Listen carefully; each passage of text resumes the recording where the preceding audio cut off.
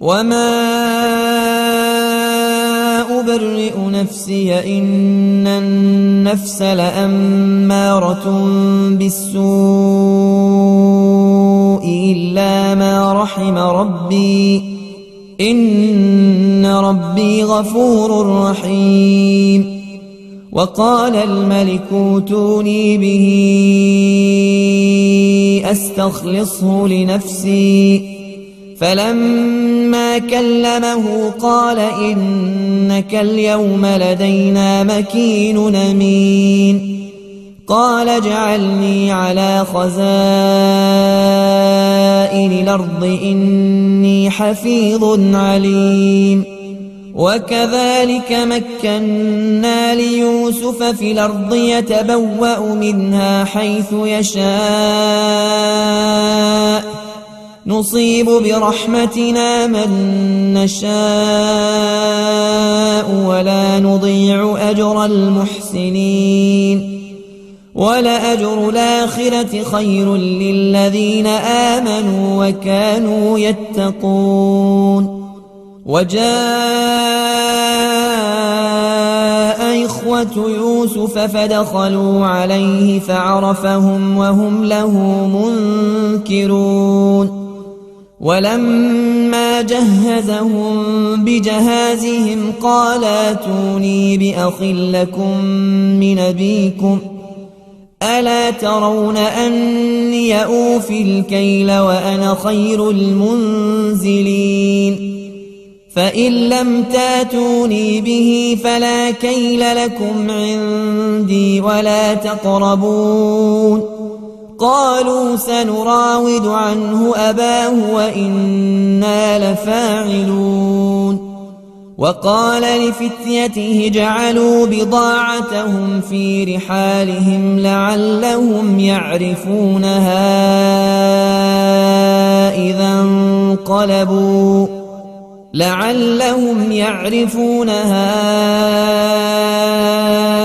انقلبوا إلى أهلهم لعلهم يرجعون. فلما رجعوا إلى أبيهم قالوا يا أبانا منع منا الكيل فأرسل معنا أخانا نكتل وإنا له لحافظون. قال هل آمنكم عليه إلا كما أمنتكم على أخيه من قبل فالله خير حفظا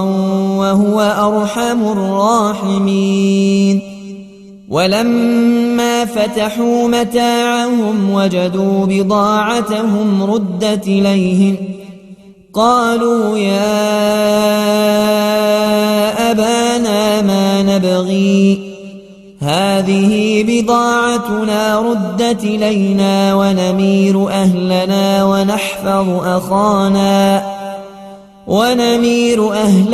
ونحفظ أخانا ونزداد كيل بعير ذلك كيل يسير. قال لنرسله معكم حتى تؤتون موثقا من الله لتاتونني به إلا أن يحاط بكم. فلما آتوه موثقهم قال الله على ما نقول وكيل. وقال يا بني لا تدخلوا من باب واحد وادخلوا من أبواب متفرقة وما أغني عنكم من الله من شيء إن الحكم إلا لله عليه توكلت وعليه فليتوكل المتوكلون. ولما فلما دخلوا من حيث أمرهم أبوهم ما كان يغني عنهم من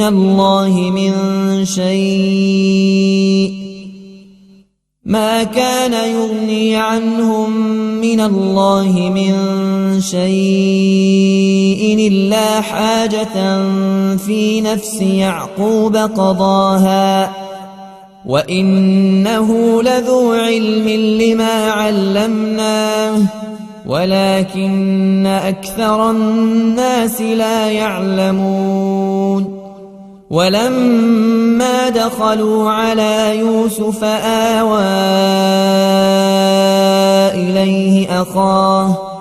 قال إني أنا أخوك فلا تبتئس بما كانوا يعملون فلما جهزهم بجهازهم جعل السقاية في رحل أخيه ثم أذن مؤذن أيتها العير إنكم لسارقون قالوا وأقبلوا عليهم ماذا تفقدون قالوا نفقد صواع الملك ولمن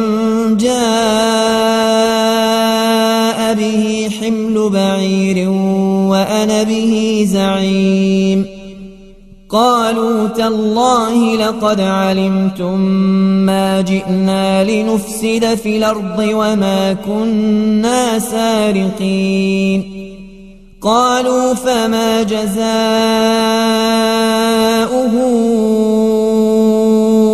إن كنتم كاذبين قالوا جزاؤه من وجد في رحله فهو جزاؤه كذلك نجزي الظالمين فبدأ بأوعيتهم قبل وعاء أخيه ثم استخرجها من وعاء أخيه كذلك كدنا ليوسف ما كان ليأخذ أخاه في دين الملك إلا أن يشاء الله نرفع درجات من نشاء وفوق كل ذي علم عليم قالوا إن يسرق فقد سرق أخ له من قبل فأسرها يوسف في نفسه ولم يبدها لهم قال أنتم شر مكانا والله أعلم بما تصفون قالوا يا أيها العزيز إن له أبا شيخا كبيرا فخذ أحدنا مكانه إنا نراك من المحسنين قال معاذ الله أن ناخذ إلا من وجدنا متاعنا عنده إنا إذا لظالمون فلما استيئسوا منه خلصوا نجيا قال كبيرهم ألم تعلموا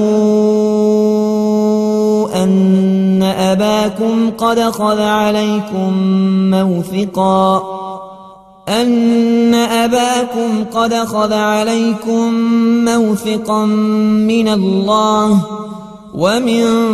قبل ما فرطتم في يوسف فلنبرح الأرض حتى ياذن لي أبي أو يحكم الله لي وهو خير الحاكمين ارجعوا إلى أبي أبيكم فقولوا يا أبانا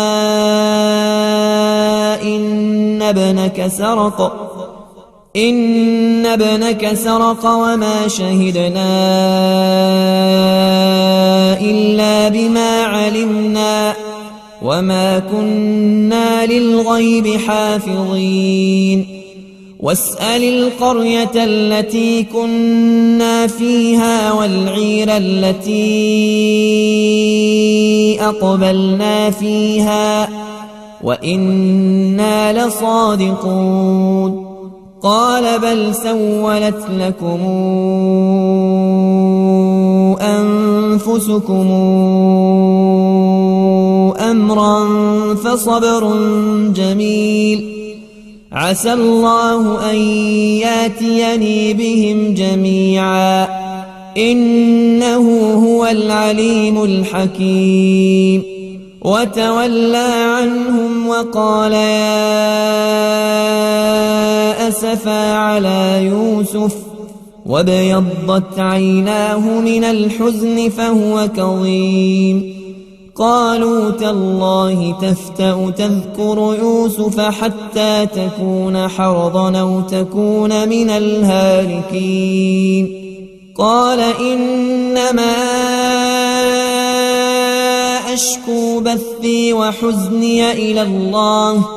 وأعلم من الله ما لا تعلمون يا بني يذهبوا فتحسسوا من يوسف وأخيه ولا تيأسوا من روح الله إنه لا ييأس من روح الله إلا القوم الكافرون فلما دخلوا عليه قالوا يا أيها العزيز مسنا وأهلنا الضر وجئنا ببضاعة مزجاة فأوف لنا الكيل وتصدق علينا إن الله يجزي المتصدقين قال هل علمتم ما فعلتم بيوسف وأخيه إذا أنتم جاهلون قالوا أئنك لأنت يوسف قال أنا يوسف وهذا أخي قد من الله علينا إنه من يتق ويصبر فإن الله لا يضيع أجر المحسنين قالوا تالله لقد آثرك الله علينا وإن كنا لخاطئين قال لا تثريب عليكم اليوم يغفر الله لكم وهو أرحم الراحمين اذهبوا بقميصي هذا فألقوه على وجه أبي يات بصيرا واتوني بأهلكم أجمعين ولما فصلت العير قال أبوهم إني لأجد ريح يوسف لولا أن تفندون قالوا تالله إنك لفي ضلالك القديم فلما أن جاء البشير ألقاه على وجهه فارتد بصيرا قال ألم قل لكم إني أعلم من الله ما لا تعلمون قالوا يا أبانا استغفر لنا ذنوبنا إنا كنا خاطئين قال سوف أستغفر لكم ربي إنه هو الغفور الرحيم فلما دخلوا على يوسف آوى إليه أبويه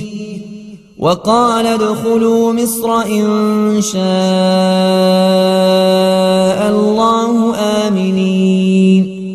ورفع أبويه على العرش وخروا له سجدا وقال يا أبت هذا تاويل رؤياي من قبل قد جعلها ربي حقا وقد أحسن بي إذا أخرجني من السجن وجاء بكم من البدو من بعد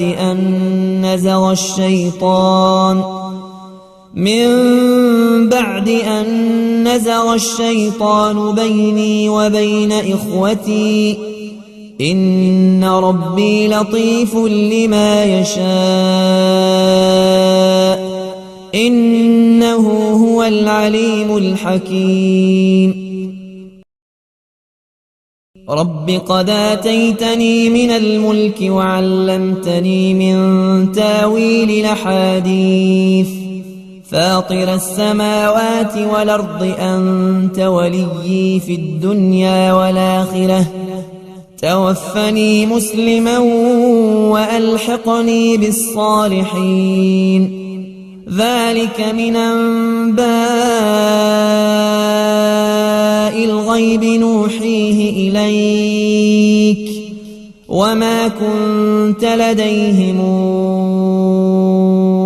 إذا اجمعوا أمرهم وهم يمكرون وما أكثر الناس ولو حرصت بمؤمنين وما تسألهم عليه من أجر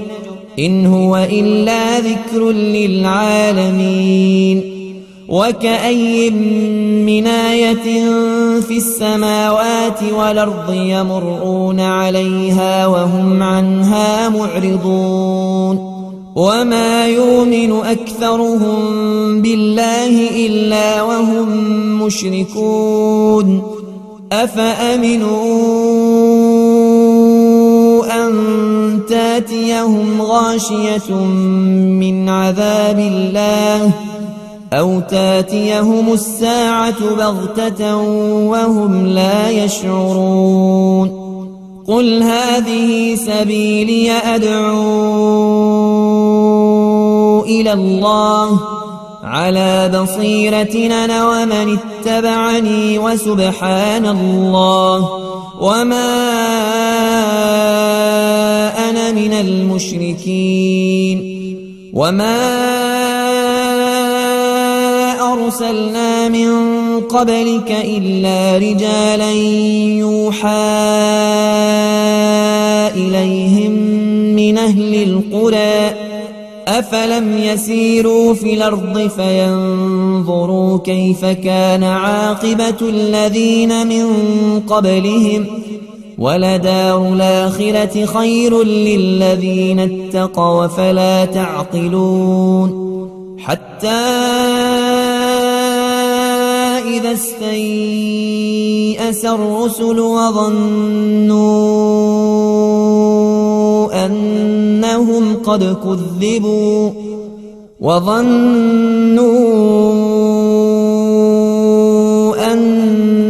قد كذبوا جاءهم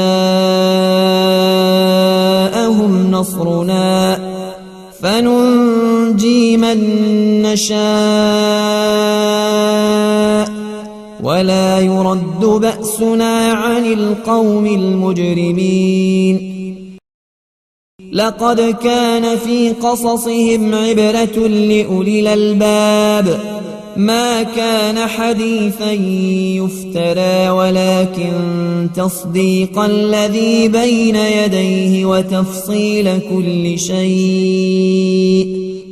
ولكن تصديق الذي بين يديه وتفصيل كل شيء وهدى ورحمة لقوم يؤمنون بسم الله الرحمن الرحيم ألف لام ميم را تلك آيات الكتاب والذي أنزل إليك من ربك الحق ولكن أكثر الناس لا يؤمنون الله الذي رفع السماوات بغير عمد ترونها ثم استوى على العرش وسخر الشمس والقمر كل يجري لأجل مسمى يدبر الأمر يفصل الآيات لعلكم بلقاء ربكم توقنون وهو الذي مد الأرض وجعل فيها رواسي وأنهارا ومن كل الثمرات جعل فيها زوجين اثنين يغشي الليل النهار إن في ذلك لآيات لقوم يتفكرون وفي الأرض قطع متجاورات وجنات من أعناب وزرع ونخيل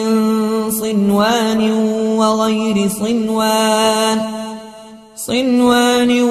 وغير صنوان تسقى بماء واحد ونفضل بعضها على بعض في الأكل إن في ذلك لآيات لقوم يعقلون وإن تعجب فعجب قولهم أئذا كنا ترابا إنا لفي خلق جديد أولئك الذين كفروا بربهم وأولئك الأغلال في أعناقهم وأولئك أصحاب النار هم فيها خالدون ويستعجلونك بالسيئة قبل الحسنة وقد خلت من قبلهم المثلات وإن ربك لذو مغفرة للناس على ظلمهم وإن ربك لشديد العقاب ويقول الذين كفروا لولا أنزل عليه آية من ربه إنما أنت منذر ولكل قوم هاد الله يعلم ما تحمل كل أنثى وما تغيض الأرحام وما تزداد وكل شيء عنده بمقدار عالم الغيب والشهادة الكبير المتعال سواء منكم من سر القول ومن جهر به ومن هو مستخف بالليل وسارب بالنهار له معقبات من بين يديه ومن خلفه يحفظونه من أمر الله إن الله لا يغير ما بقوم حتى يغيروا ما بأنفسهم وإذا أراد الله بقوم سوءا فلا مرد له وما لهم من دونه من وال هو الذي يريكم البرق خوفا وطمعا وينشئ السحاب الثقال ويسبح الرعد بحمده والملائكة من خيفته ويرسل الصواعق فيصيب بها من يشاء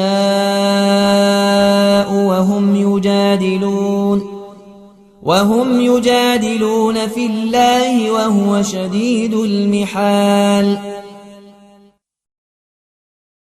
له دعوة الحق والذين يدعون من دونه لا يستجيبون لهم بشيء إلا كباسط كفيه إلى الماء ليبلغ فاه وما هو ببالغه وما دعاء الكافرين إلا في ضلال. ولله يسجد من في السماوات والأرض طوعا وكرها وظلالهم بالغدو والآصال. قل من رب السماوات والأرض قل الله. قل فاتخذتم من دونه أولياء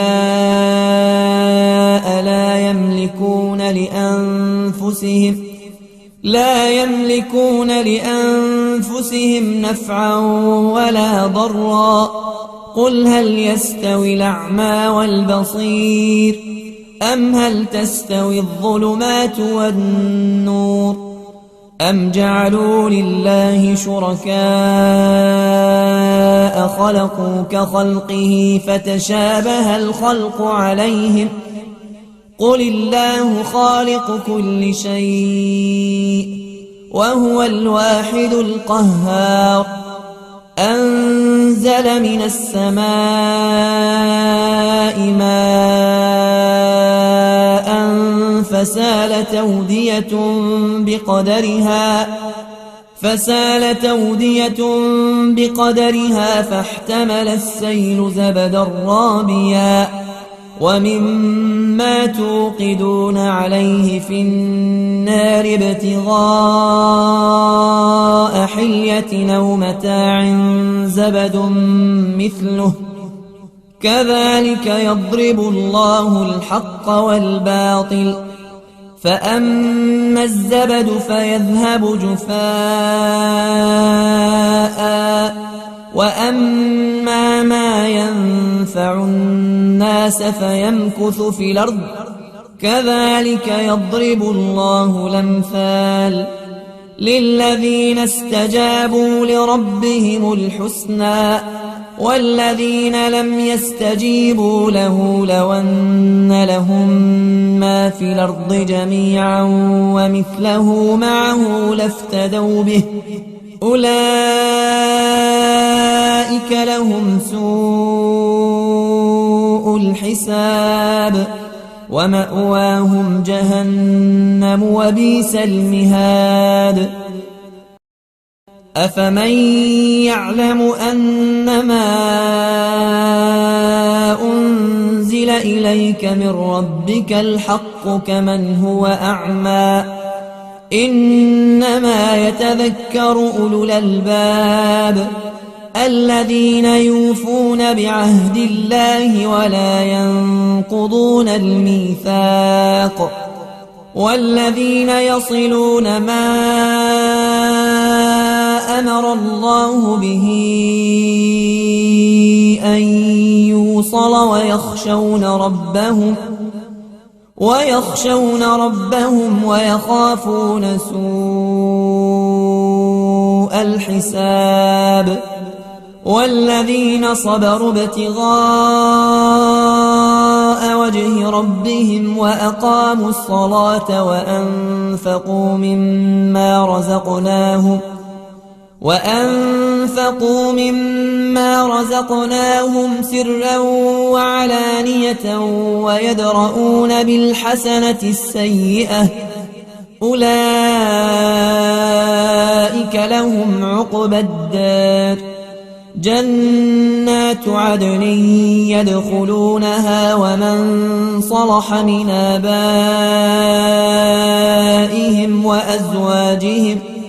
وأزواجهم وذرياتهم والملائكة يدخلون عليهم من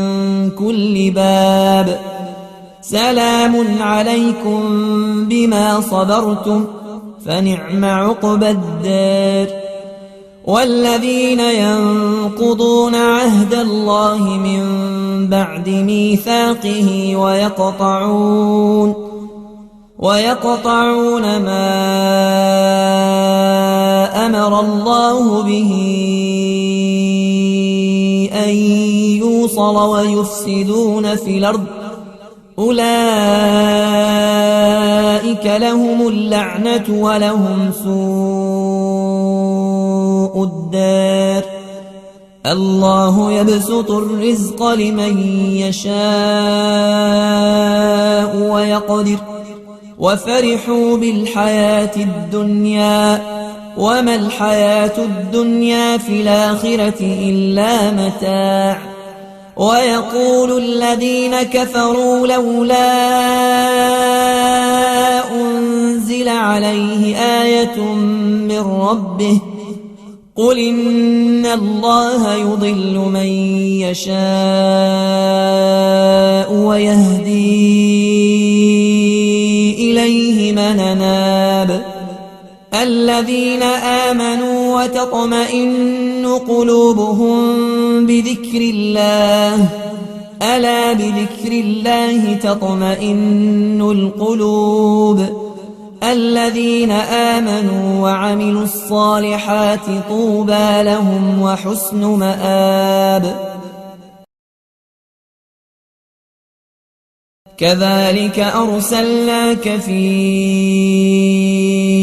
أمة قد خلت من قبلها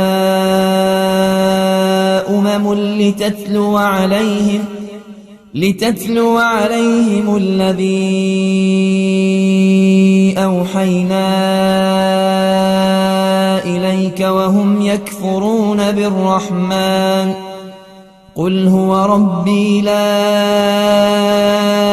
إله إلا هو عليه توكلت وإليه متاب ولو أن قرآنا سيرت به الجبال أو قطعت به الأرض أو كلم به الموتى بل لله الأمر جميعا أفلم ييأس الذين آمنوا أن لو يشاء الله لهدى الناس جميعا ولا يزال الذين كفروا تصيبهم بما صنعوا قارعة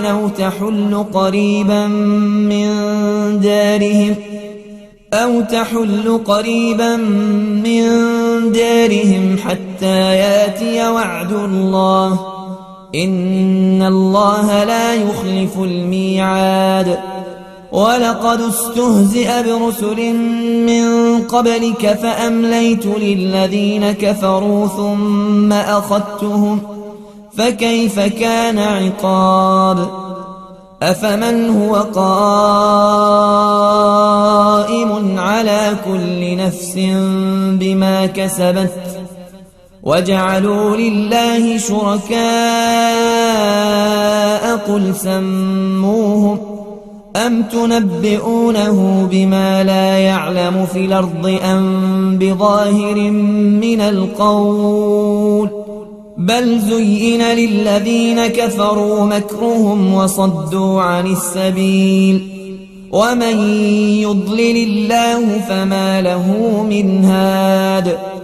لهم عذاب في الحياة الدنيا ولعذاب الآخرة أشق وما لهم من الله من واق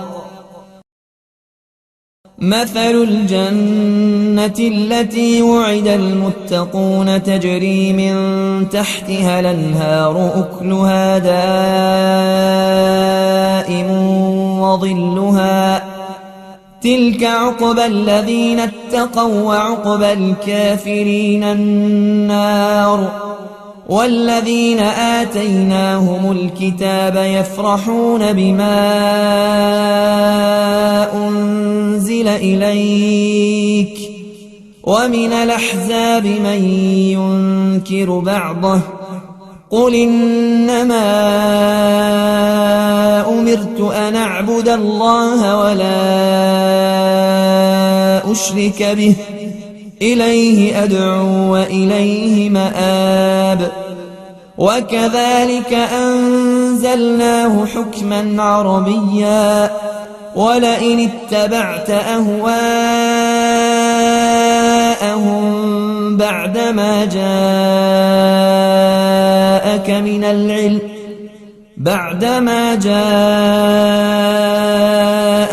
العلم ما لك من الله من ولي ولا واق ولقد أرسلنا رسلا من قبلك وجعلنا لهم أزواجا وذرية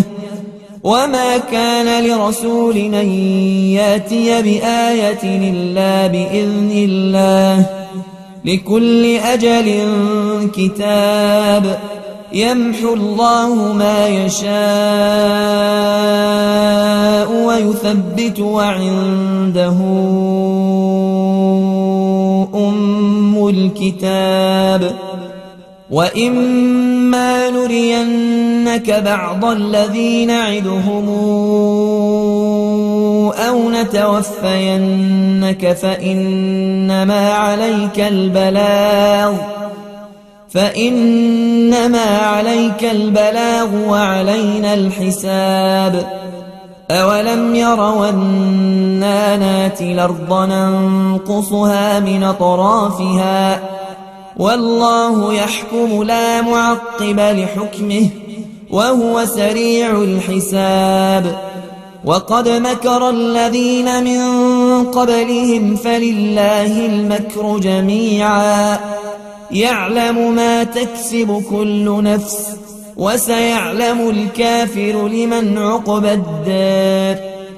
ويقول الذين كفروا لست مرسلا قل كفى بالله شهيدا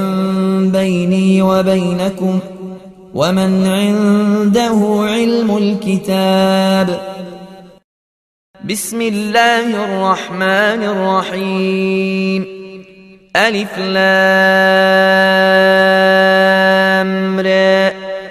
كتاب أنزلناه إليك لتخرج الناس من الظلمات إلى النور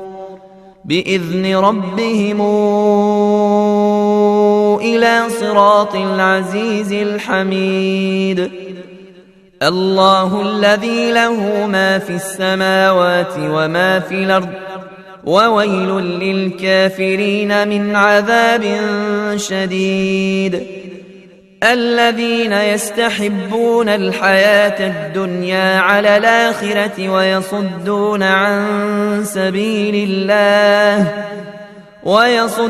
عن سبيل الله ويبغونها عوجا أولئك في ضلال بعيد وما أرسلنا من رسول إلا بلسان قومه ليبين لهم فيضل الله من يشاء ويهدي من يشاء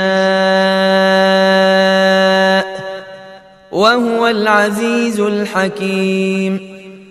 ولقد أرسلنا موسى بآياتنا أن أخرج قومك من الظلمات إلى النور وذكرهم بأيام الله إن في ذلك لآيات لكل صبار شكور وإذ قال موسى لقومه اذكروا نعمة الله عليكم إذا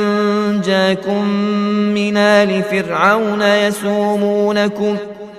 يسومونكم سوء العذاب ويذبحون أبناءكم ويستحيون نساءكم وفي ذلكم بلاء من ربكم عظيم وإذ تأذن ربكم لئن شكرتم لأزيدنكم ولئن كفرتم إن عذابي لشديد وقال موسى إن تكفروا أنتم ومن في الأرض جميعا فإن الله لغني حميد ألم ياتكم نبأ الذين من قبلكم قوم نوح وعاد وثمود والذين من بعدهم لا يعلمهم إلا الله جاءتهم رسلهم بالبينات فردوا أيديهم في أفواههم وقالوا إنا كفرنا بما أرسلتم به وإنا لفي شك مما تدعوننا إليه مريب قالت رسلهم أفي الله شك فاطر السماوات والأرض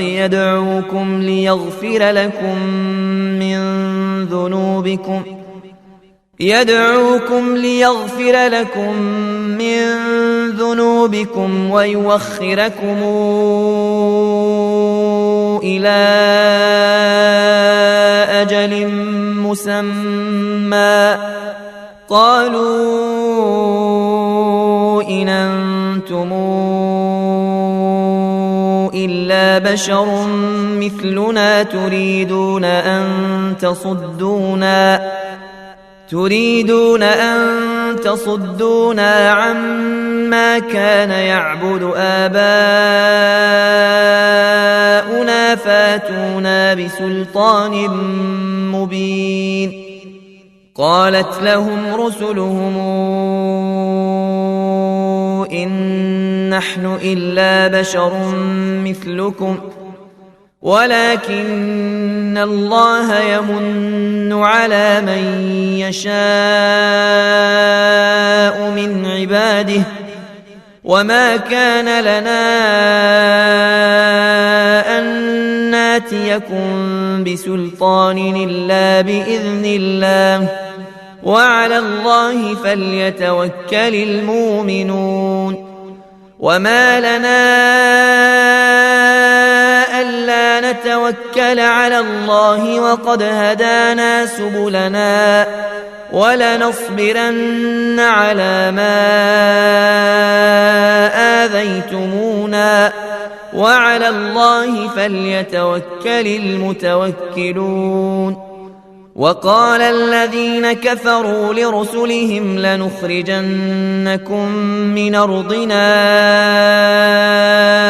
أو لتعودن في ملتنا فأوحى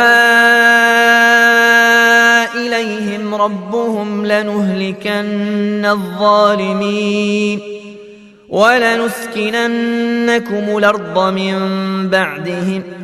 ذلك لمن خاف مقامي وخاف وعيد واستفتحوا وخاب كل جبار عنيد من ورائه جهنم ويسقى من ماء صديد يتجرعه ولا يكاد يسيغه وياتيه الموت من كل مكان وما هو بميت ومن ورائه عذاب غليظ. مثل الذين كفروا بربهم أعمالهم كرماد اشتدت به الرياح في يوم عاصف لا يقدرون مما كسبوا على شيء ذلك هو الضلال البعيد. ألم تر أن الله خلق السماوات والأرض بالحق إن يشأ يذهبكم ويات بخلق جديد وما ذلك على الله بعزيز. وبرزوا لله جميعا فقال الضعفاء للذين استكبروا إنا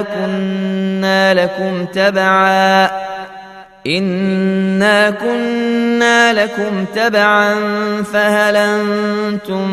مغنون عنا من عذاب الله من شيء قالوا لو هدانا الله لهديناكم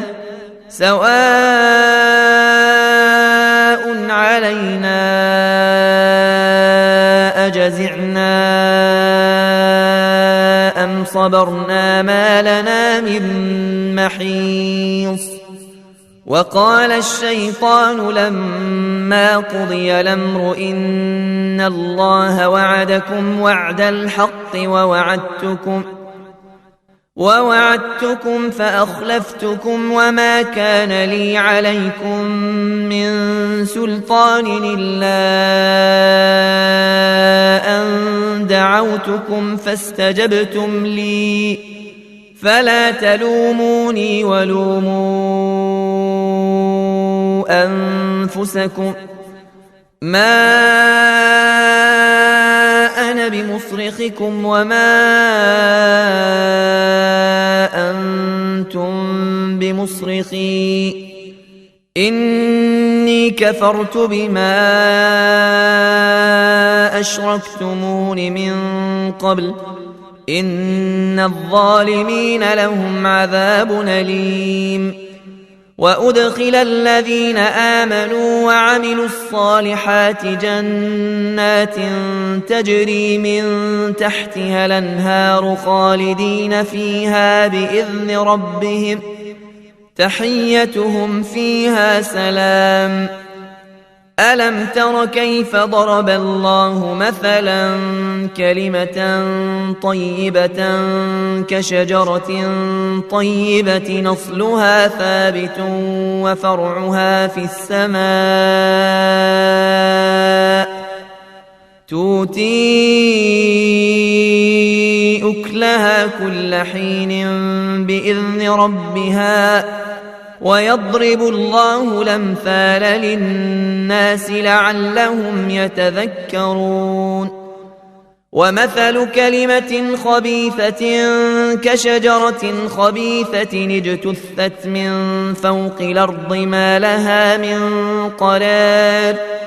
يثبت الله الذين آمنوا بالقول الثابت في الحياة الدنيا وفي الآخرة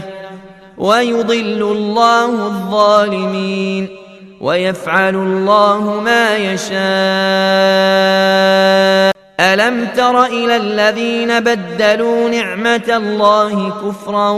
وأحلوا قومهم دار البوار جهنم يصلونها وبئس القرار. وجعلوا لله أندادا ليضلوا عن سبيله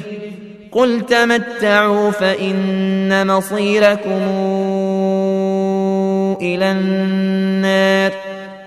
قل لعبادي الذين آمنوا يقيموا الصلاة وينفقوا مما رزقناهم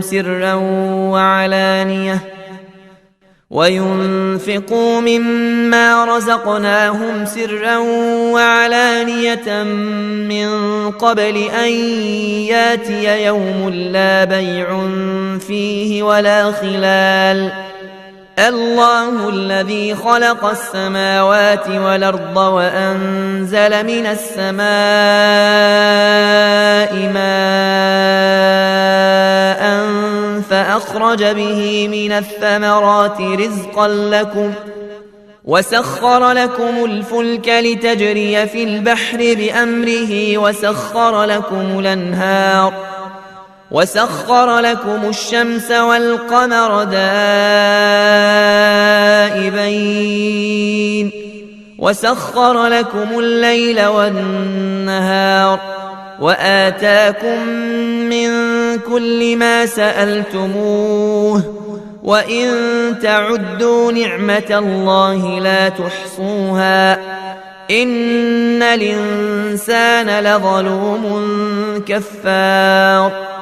وإذ قال إبراهيم رب اجعل هذا البلد آمنا واجنبني وبني أن نعبد الأصنام رب إنهن أضللن كثيرا من الناس فمن تبعني فإنه مني ومن عصاني فإنك غفور رحيم ربنا إني أسكنت من ذريتي بواد غير ذي زرع عند بيتك المحرم ربنا ليقيموا الصلاة فاجعل أفئدة من الناس تهوي إليهم وارزقهم من الثمرات لعلهم يشكرون ربنا إنك تعلم ما نخفي وما نعلن وما يخفى على الله من شيء في الأرض ولا في السماء الحمد لله الذي وهب لي على الكبر إسماعيل وإسحاق إن ربي لسميع الدعاء رب اجعلني مقيم الصلاة ومن ذريتي ربنا وتقبل دعاء ربنا اغفر لي ولوالدي وللمؤمنين يوم يقوم الحساب ولا تحسبن الله غافلا عما يعمل الظالمون